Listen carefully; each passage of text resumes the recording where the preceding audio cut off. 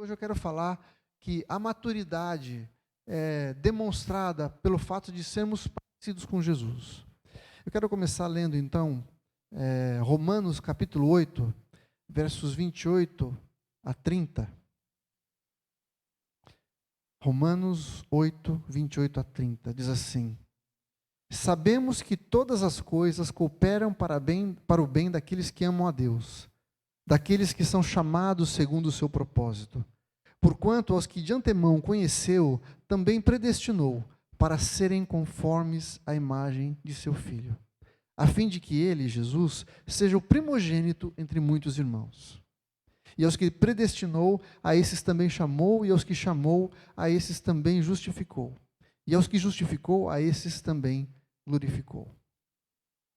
Esse texto é um texto que traz muito consolo para a gente, né? E a gente muitas vezes cita esse texto quando a gente passa por um momento difícil ou quando acontece alguma coisa que a gente não esperava, alguma coisa difícil na nossa vida, e a gente sempre fala assim, não, todas as coisas cooperam para o bem daqueles que amam a Deus, não é isso? Isso traz esperança para nós, não é verdade? Agora, é importante a gente entender o contexto do que Paulo está escrevendo para os romanos aqui, e o que ele quer dizer de verdade quando ele fala que todas as coisas cooperam para o bem daqueles que amam a Deus. E ele explica isso, se a gente prestar atenção, ele está explicando exatamente o que ele quer dizer com isso. Ele fala que a todos aqueles que amam a Deus, daqueles que são chamados segundo o seu propósito. E qual é o propósito de Deus? Já parou para pensar nisso? Que muitas vezes a gente se consola com o fato de que todas as coisas cooperam para o nosso bem, mas não presta atenção em qual bem é esse. Muitas vezes a gente acha que esse versículo está dizendo assim, não, se deu alguma coisa errada, Deus vai fazer alguma coisa que vai transformar essa coisa que deu errado em uma coisa boa. No fim vai dar certo. É isso que a gente quer que aconteça na verdade, não é isso? Eu costumava dizer que no fim dá tudo certo. Se não deu certo ainda é porque não é o fim ainda. Mas o que Deus quer dizer para a gente é o seguinte, que Deus tem um propósito para todas as coisas. Deus pega qualquer coisa que aconteça na nossa vida e transforma esse evento, esse acontecimento, em alguma coisa que vai nos transformar. Transformar em quê? O texto deixa claro para a gente. Ele diz no versículo 29, porquanto aos que de antemão conheceu, também os predestinou para serem conformes à imagem de seu Filho. Ou seja, o propósito de Deus para a nossa vida é nos tornar pessoas parecidas com Jesus. O texto diz que Jesus é o primogênito, é o primeiro dos filhos.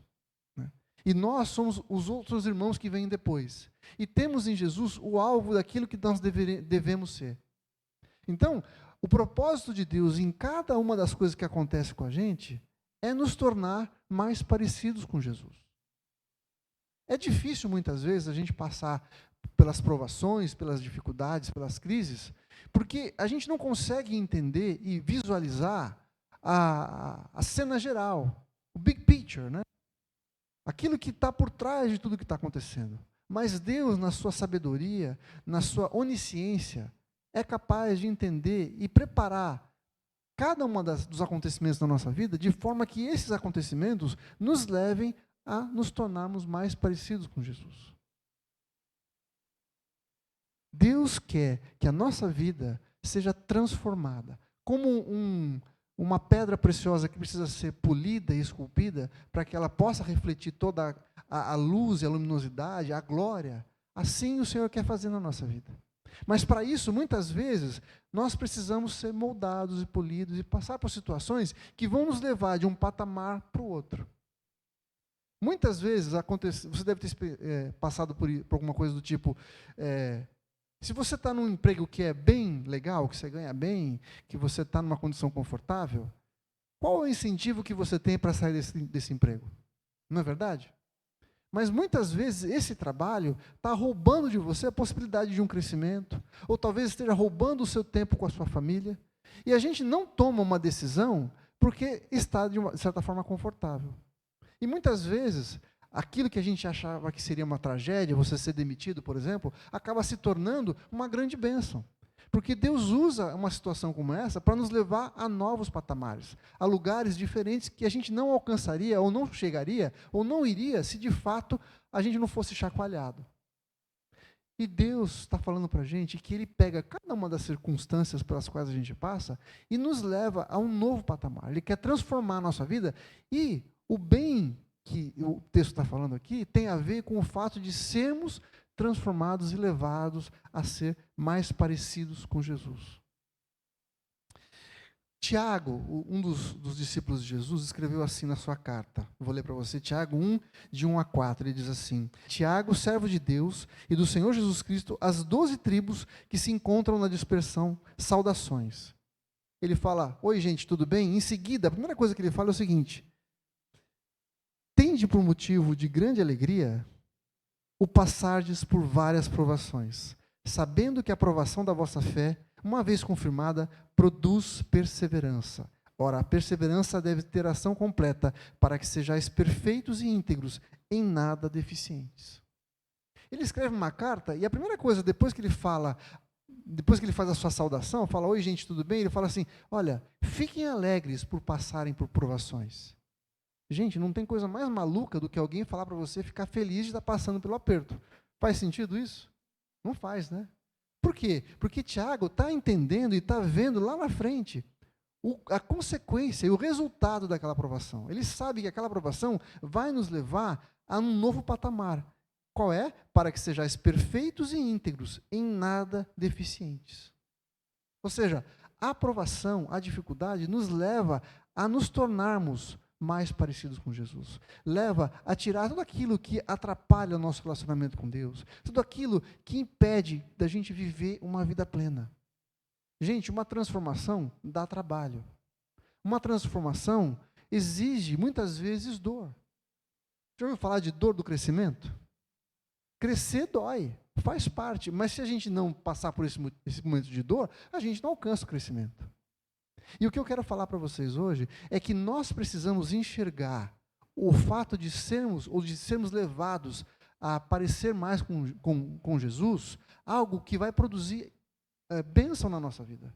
Vai nos levar a um novo patamar de relacionamento com o Senhor. Vai nos levar a viver uma vida plena, porque nós vamos viver segundo as características do nosso Salvador, de Jesus. E eu quero mostrar para vocês hoje algumas características da pessoa de Jesus, algumas atitudes de Jesus, que Ele mesmo nos ensina a copiar dele. A gente tem uma série, milhares de características de Jesus que a gente vê na palavra de Deus, que a gente poderia copiar. Mas eu queria limitar essas características ou essas atitudes, simplesmente por uma questão de tempo, a algumas que Jesus... Ele mesmo falou assim: olha, eu estou fazendo isso, eu quero que vocês façam também. Tá bom? Então, a primeira coisa que eu quero dizer para vocês é que Jesus nos manda amar como Ele amou. Lá em João, capítulo 13, no versículo 34 a 35, diz assim: novo mandamento vos dou, que vos ameis uns aos outros, assim como eu vos amei. Que também vos ameis uns aos outros. Nisto conhecerão que sois meus discípulos, se tiverdes amor uns aos outros. Veja, Jesus, certa vez, foi perguntado qual era o mandamento mais importante. E ele respondeu: amar a Deus sobre todas as coisas. E o segundo mandamento é amar ao próximo como a si mesmo. Veja que, nesse momento, ele coloca o nosso amor por nós mesmos como parâmetro para a gente amar o nosso próximo. Mas Jesus aqui fala: eu estou dando para vocês um novo mandamento. Jesus faz esse discurso no finalzinho do seu ministério, quando ele já estava para ser entregue para morrer. E ele fala para os seus discípulos: olha, eu estou dando para vocês um novo mandamento. E aqui eu estou subindo a régua, Jesus está falando. Em vez de você amar ao próximo como a você mesmo, eu estou dizendo para você amar amar uns aos outros como eu amei vocês. Percebe o nível de amor que ele pede para nós? E isso a gente não pode achar, gente, que é alguma coisa utópica, sabe? Não, isso aí Jesus falou, mas, sabe, não é bem assim. É muito difícil isso. Não, se ele falou que era para a gente fazer, e ele usou a si mesmo como exemplo, é algo que nós devemos buscar. Devemos colocar a nossa vida nesse espectro e comparar a vida que nós estamos levando com aquilo que Jesus pediu para a gente fazer. Ele falou assim: amem-se uns aos outros como eu amei vocês. Como Jesus amou, entregando a sua própria vida. Não medindo o quanto ele recebia de amor em resposta. Porque a gente ama assim, não é verdade? Quando a gente ama alguém, você espera ser amado em resposta ao seu amor. Você faz e espera receber alguma coisa em troca. Tanto que muitos casamentos acabam porque uma pessoa fala assim: a pessoa não está me amando como eu gostaria que eu de ser amado. Não é? Mas o que Jesus está falando assim: olha, eu quero que vocês amem uns aos outros como eu amei vocês. Eu amei primeiro e eu entreguei a minha vida. E eu não fiquei cobrando de vocês o amor de volta. Eu não fiquei dizendo assim: não, se você fizer isso, aí eu vou te amar. Eu só vou fazer se você fizer para mim primeiro. Esse nível de relacionamento é o que o Senhor espera de nós. Como eu falei, não é alguma coisa utópica, do tipo, seria muito bom se vocês fizessem. Jesus deu um novo mandamento, ele não deu uma nova sugestão. E muitas vezes a gente ouve a palavra do Senhor como se fosse uma sugestão. A gente fala assim: legal, Jesus, isso aí é bacana, isso aí eu concordo, isso é bem interessante, todo mundo acha legal isso. Mas a gente não dá os passos na direção de obedecer aquilo que Jesus estava falando, de buscar isso na nossa vida. Toda transformação, como eu falei, exige de nós algum tipo de sofrimento, algum tipo de empenho. E às vezes a gente acha que a nossa vida com Jesus é alguma coisa que acontece por osmose. Gente, não acontece por osmose. A nossa salvação é de graça. O Senhor já nos deu. Agora, Ele espera que a gente caminhe na direção de sermos perfeitos. É claro, é óbvio que a gente não vai alcançar isso nessa terra. Mas o nosso desejo de agradar ao Senhor deve nos levar a um tipo de comportamento que olhe para Jesus e fale: eu quero ser como Jesus. Eu quero ser o irmão que olha para o seu irmão mais velho e fala assim: eu quero ser como ele, eu quero fazer o que ele fez. Eu quero andar nos seus passos. Eu tenho que desejar esse tipo de coisa. Então, Jesus pede para nós nos amarmos com esse tipo de amor. De profundidade, um amor sacrificial, um amor que não faz contabilidade, um amor que olha para o outro e tem compaixão, que abre mão dos seus próprios interesses para abençoar o outro. É muito bonito a gente falar isso, mas quanto disso a gente consegue viver? Não é verdade? E agora, a gente não pode, como igreja, e é por isso que eu tenho insistido essas semanas a respeito disso, é se conformar com o fato disso ser alguma coisa difícil e falar assim: não, isso aí não precisa, é muito, muito complicado. Não, nós precisamos desejar, buscar isso para a nossa vida. Porque, afinal de contas, Jesus deu um mandamento para nós. E ele fala assim: aquele que tem os meus mandamentos e os guarda, os obedece, esse é o que me ama. Não é vir na igreja, não é bater o cartão aqui, mas é viver de acordo com aquilo que Jesus espera da nossa vida. E quando a gente começa a se relacionar nesse amor, o Senhor se manifesta e faz com que o seu corpo cresça e aumente e seja desenvolvido e manifeste o seu poder através da nossa vida. Então, a primeira coisa que a gente deve buscar em sermos mais parecidos com o Senhor é no amor que Ele tem. A segunda coisa que eu vejo é que Jesus nos deu a ordem de servirmos uns aos outros como Ele nos serviu.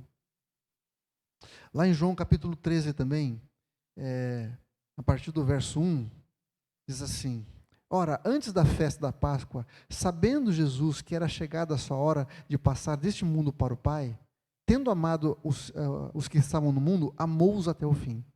Durante a ceia, tendo já o diabo posto no coração de Judas Iscariotes, filho de Simão, que traísse a Jesus, sabendo que o Pai tudo confiara nas suas mãos e que ele viera de Deus e voltava para Deus, levantou-se da ceia, tirou a vestimenta de cima e, tomando uma toalha, cingiu-se com ela. Depois colocou água numa bacia e passou a lavar os pés aos discípulos e a enxugar-lhes com a toalha com que estava cingido. Esse é um dos momentos mais tremendos de exemplo que Jesus dá aos seus discípulos. Eu não sei se você sabe, mas a tradição era que lavar os pés de alguém que estava pronto para comer uma refeição era a tarefa da pessoa com menor nível.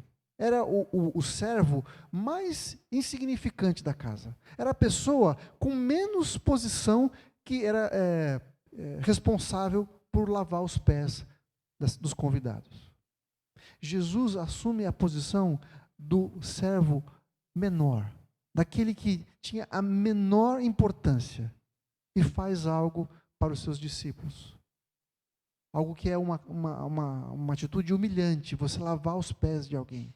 Pés sujos do caminho, que era uma tarefa reservada para o escravo mais insignificante. Jesus toma a frente e lava os pés dos seus discípulos. Jesus não ficou preocupado, mas em parecer alguém insignificante. Tanto que ele fala assim: vocês me chamam Senhor, e eu o sou. Vocês têm razão de me chamar Senhor, mas se eu fiz isso, vocês devem fazer uns aos outros. No versículo 12 do capítulo 13 diz assim: depois de ter-lhes lavado os pés, tomou as vestes e, voltando à mesa, perguntou-lhes, compreendeis o que eu vos fiz? Vós me chamais mestre e o Senhor, e dizeis bem, porque eu sou. Ora, se eu, sendo o Senhor e o mestre, vos lavei os pés, também vós deveis lavar os pés uns dos outros. Porque eu vos dei o exemplo, para que, como eu vos fiz, façais vós também. De novo, aqui Jesus está dando um mandamento para os seus discípulos. Não é uma sugestão, não é alguma coisa opcional. Jesus dá um mandamento e mais. Ele dá o exemplo. Você percebeu? Que ele fala assim: assim como eu vos amei, amai vós uns aos outros. Aí ele fala: assim como eu lavei os pés de vocês, lavai os pés uns aos outros. Jesus não nos pede nada que ele não tenha feito antes. Ele não nos pede nada que ele ache que seja impossível da gente fazer. Mas o que ele está ensinando? Que a gente deve se relacionar uns com os outros com humildade. Ninguém é maior do que ninguém, ninguém é mais importante do que ninguém. Pelo contrário, a palavra de Deus diz que nós devemos considerar o outro superior a nós mesmos. Eu preciso olhar para a Marina e ver nela alguém que tem mais potencial do que eu, que é mais importante do que eu. Eu tenho que olhar para o Pascoal e falar assim: o Pascoal tem algo a me ensinar. Eu tenho algo para aprender e a fazer para servi-lo. Não tem nada que seja humilhante demais ou insignificante demais que eu não possa fazer para abençoar o meu irmão. O meu irmão é digno do meu serviço. E Jesus aqui, mais uma vez, não está dando uma sugestão. O tipo de relacionamento que ele espera da sua igreja, dos seus discípulos, é que nós estejamos dispostos a servirmos uns aos outros nas menores coisas. Nas coisas que são mais detestáveis, nas coisas que são mais desconfortáveis para nós. O Senhor nos chama para fazer isso. E Ele falou: assim como eu fiz, façam vocês também.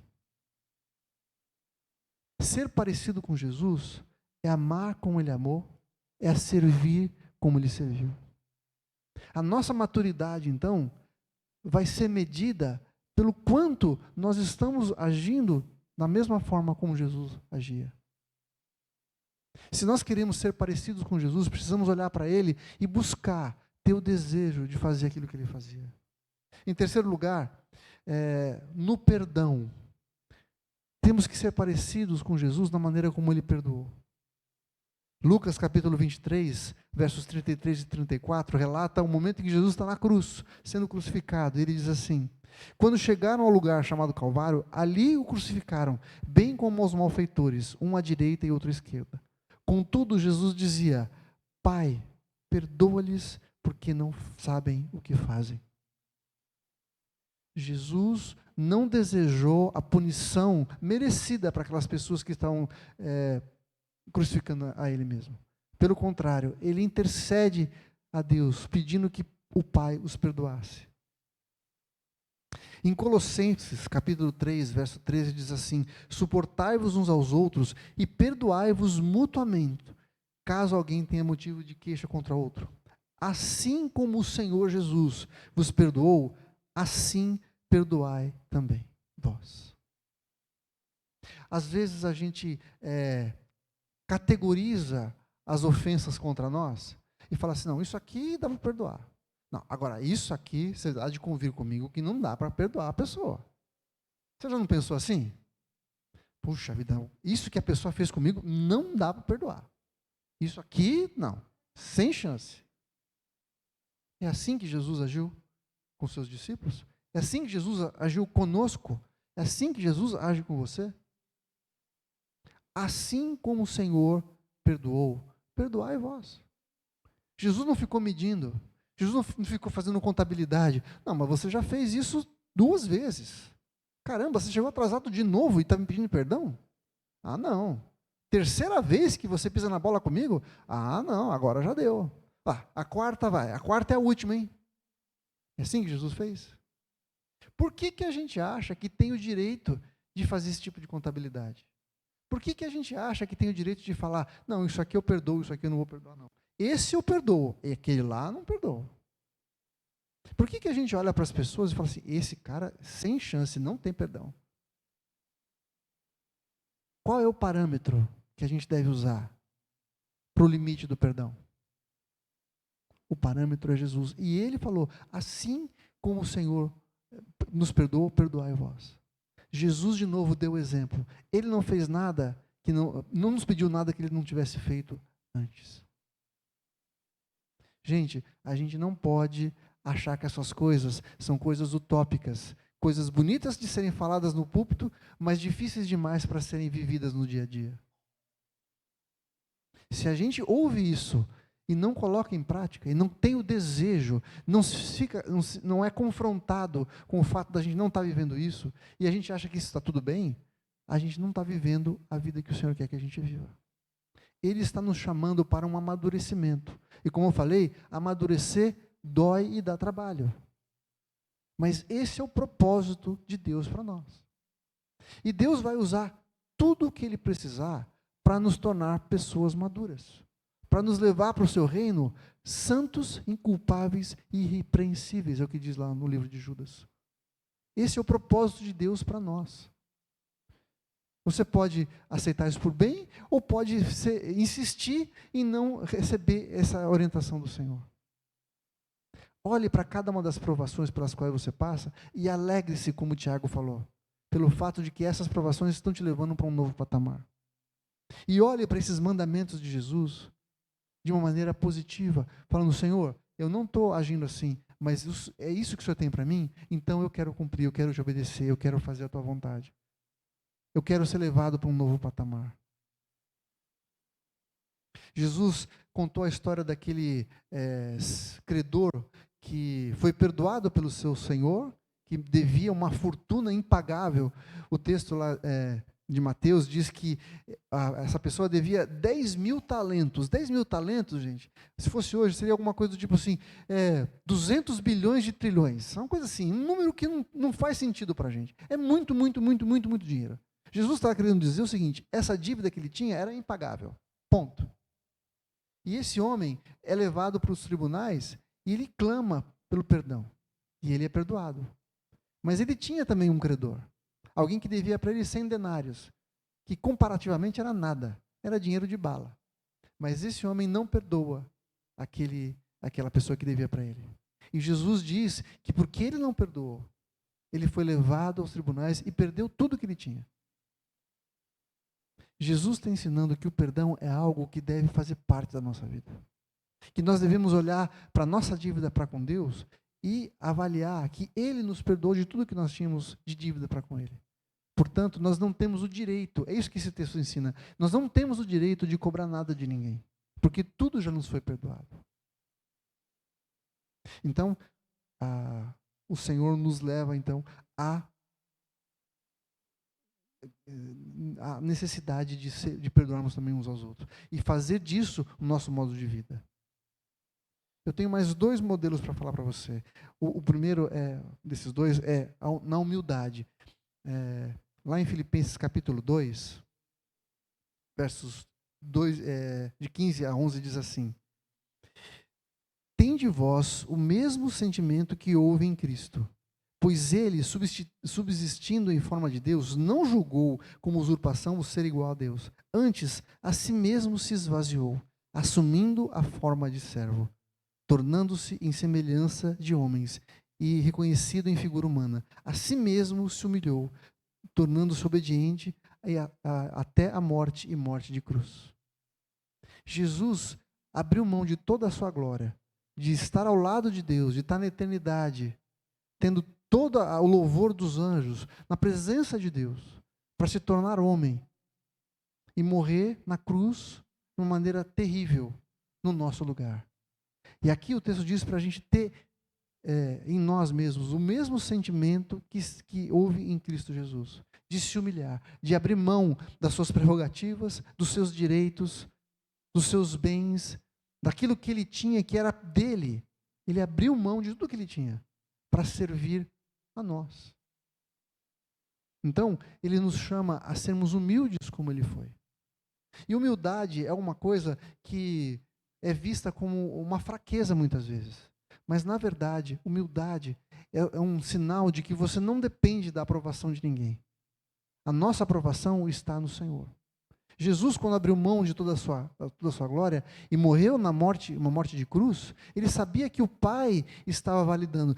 Tanto é que, por causa disso, ele recebeu um nome acima de todo nome. Ele foi glorificado.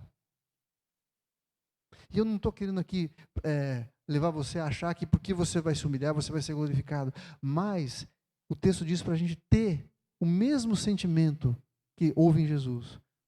A nossa disposição de servirmos, de abrirmos mão dos nossos direitos, daquilo que a gente acha que é nosso, que a gente precisa.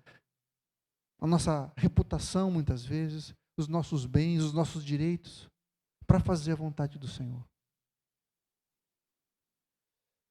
A última característica que Jesus nos deu e que ele disse que a gente devia fazer igual tem a ver com a sua missão.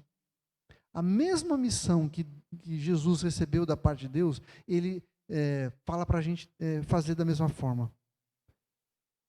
Em Lucas capítulo 4, verso 16 a 21, diz assim: Indo para Nazaré, onde fora criado, Jesus, entrou num sábado na sinagoga, segundo o costume, e levantou-se para ler o texto do dia. Então lhe deram o livro do profeta Isaías, e abrindo o livro, achou o lugar onde estava escrito: O Espírito do Senhor está sobre mim, pelo que me ungiu para evangelizar os pobres. Enviou-me para proclamar a libertação aos cativos e restauração da vista aos cegos, para pôr em liberdade os oprimidos e apregoar o ano aceitável do Senhor.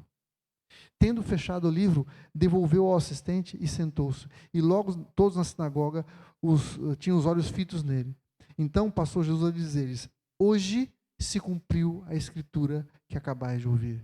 Jesus estava tomando para si aquela profecia de Isaías, que dizia que o Espírito do Senhor havia de ser colocado sobre o Messias. E ele seria aquele que ia levar liberdade aos cativos, ia trazer vista aos cegos, ia levantar o oprimido. Jesus assume para si esse chamado, essa missão que era dada da parte de Deus. E quando ele está no fim da sua vida, quando ele está para subir aos céus, ele diz assim em João capítulo 20, verso 21, disse-lhe, pois, Jesus outra vez: Paz seja convosco, assim como o Pai me enviou, eu também vos envio. A mesma missão que foi dada para Jesus, Jesus está passando para os seus discípulos. Discípulo é aquele que faz tudo e aprende tudo que o seu mestre ensinou. Jesus treinou 12 homens que foram chamados para fazer a mesma coisa que Jesus fez. Proclamar o reino de Deus, levar libertação aos cativos, restauração aos cegos, pôr em liberdade os oprimidos e apregoar o ano aceitável do Senhor. E essa missão não ficou só para os 12 discípulos há 2000 anos atrás. Essa missão é responsabilidade nossa também. O Senhor nos chama a sermos pessoas que proclamam o reino, que falam que o reino está aqui. Falam que existe liberdade para aqueles que estão oprimidos. Trazer vista aos cegos. Aqueles que não conseguem enxergar as verdades do reino de Deus que estão patentes. A palavra de Deus diz que A natureza proclama os feitos do Senhor. E as pessoas estão cegas para ver o fato de que Deus é o Deus Todo-Poderoso, Deus Criador, que tem um plano para as nossas vidas. Nós somos aqueles responsáveis por fazer com que as pessoas enxerguem. É trazer vista para aqueles que estão cegos. Esse é o chamado de Deus para nós também. Então, Jesus, ele mesmo falou assim: olha, assim como eu amei vocês, vocês devem amar uns aos outros. Assim como eu perdoei vocês, vocês devem perdoar uns aos outros. Assim como eu servi vocês, vocês devem servir uns aos outros. Assim como eu me humilhei, vocês devem se humilhar uns aos outros. E assim como eu fui enviado por Deus, eu envio vocês para continuar a obra que eu chamei vocês para fazer. Aí você pode dizer assim, mas isso é muito difícil. É muito mais fácil a gente tomar essas coisas, como eu falei, utópicas. Coisas muito bonitas de serem faladas, mas muito difíceis de viver. Mas eu quero te dizer que Deus preparou para nós a capacitação do seu Espírito para que a gente possa viver nessa realidade. E se nós não estamos vivendo nessa realidade, não é porque Deus não nos mandou o seu Espírito. É porque nós temos sido negligentes. Temos andado como meninos, como crianças. Não temos nos alimentado do Senhor da forma como deveríamos nos alimentar. Não temos nos apropriado da palavra de Deus, do seu Espírito, das bênçãos que o Senhor tem para nós, para viver a plenitude de vida que Ele tem para nós. Não temos andado em comunhão de forma que o corpo possa se desenvolver através dos dons e talentos que Deus colocou em cada um de nós. Gente, eu vou bater nessa tecla, porque nós precisamos mudar de patamar. Nós precisamos viver o Evangelho de verdade, viver em comunhão, mostrar para o mundo que nós somos uma igreja que vive Jesus, que experimenta Jesus. Nós somos o corpo de Cristo. E aí, para mostrar isso para você, eu quero ler novamente Romanos 8, a partir do verso 29, porque ele diz: porquanto aos que de antemão conheceu, também nos predestinou para sermos conformes à imagem do seu Filho, a fim de que ele, Jesus, seja o primogênito entre muitos irmãos. Quem que predestinou? Foi o próprio Deus. E ele diz: aos que predestinou, a esses também chamou. Foi Deus quem nos chamou. E aos que chamou, também justificou. O Senhor é quem nos justifica. E aqueles que Ele justificou, também glorificou. Colocou em nós a sua glória, de modo que nós possamos cumprir o seu propósito.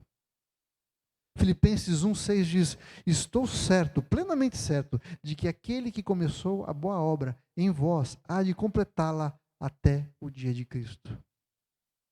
Está difícil de completar a obra? Não se preocupe, é o Senhor quem te capacita. É o Senhor quem vai te levar à completude da sua obra. E por último, Colossenses 3, de 1 a 3 diz assim: portanto, se fostes ressuscitados juntamente com Cristo, buscai as coisas que são do alto, onde Cristo vive, assentado à direita de Deus. Pensai nas coisas lá do alto, não nas que são daqui da terra, porque vocês morreram e a vossa vida está oculta juntamente com Cristo em Deus. Veja, se vocês foram ressuscitados, ou seja, algo que alguém fez por você, quem que fez? O próprio Deus que nos ressuscitou. Ou seja, não depende de mim, foi Ele quem fez em mim. Se fossem ressuscitados juntamente com Cristo, buscai, aí sim é a nossa responsabilidade.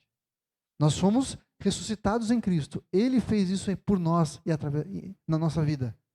Mas aí a nossa responsabilidade é: buscai as coisas lá do alto, onde Cristo vive e está sentado à direita de Deus.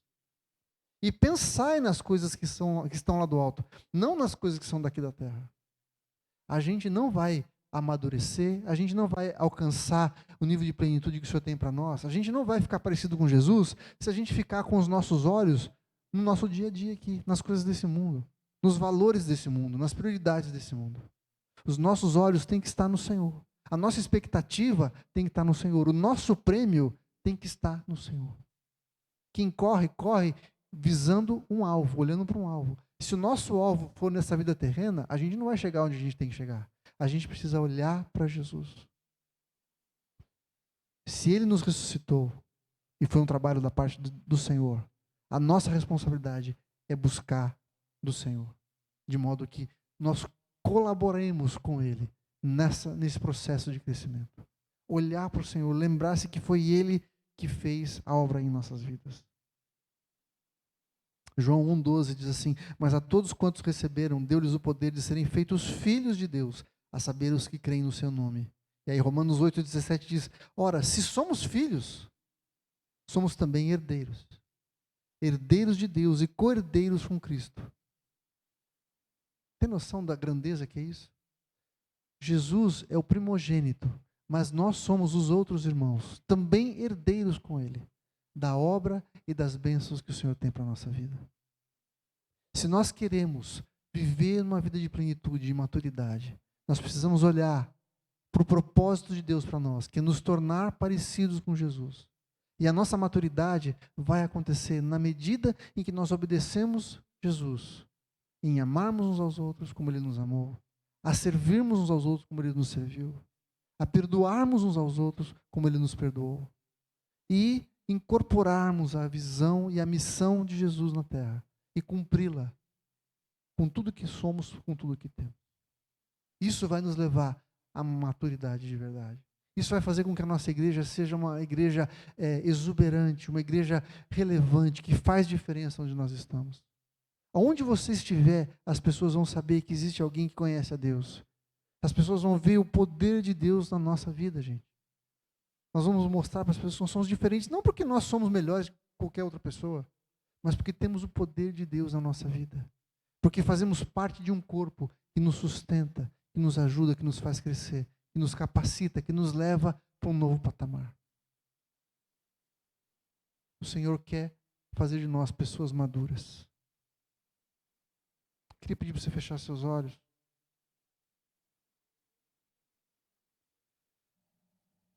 E se coloque diante do Senhor.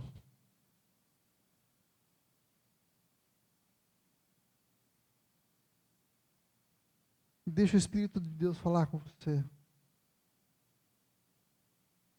Talvez ainda sejamos crianças, bebês espirituais que vivem na dependência de outras pessoas, que não agem como pessoas maduras, que não buscam obedecer ao Senhor, fazer a sua vontade.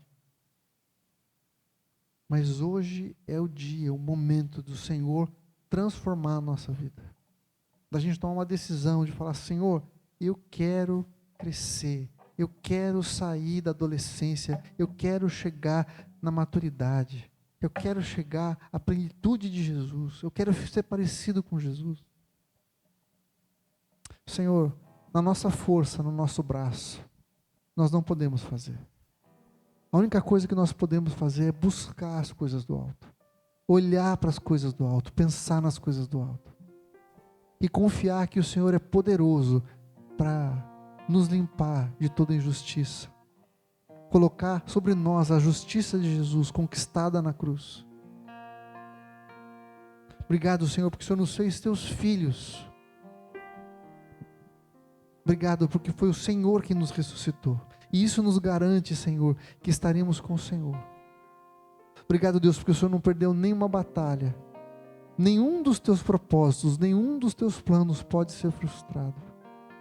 E se o Senhor previu, nos predestinou a sermos como Jesus, sabemos que pelo poder do Teu Espírito Santo em nós, alcançaremos este lugar.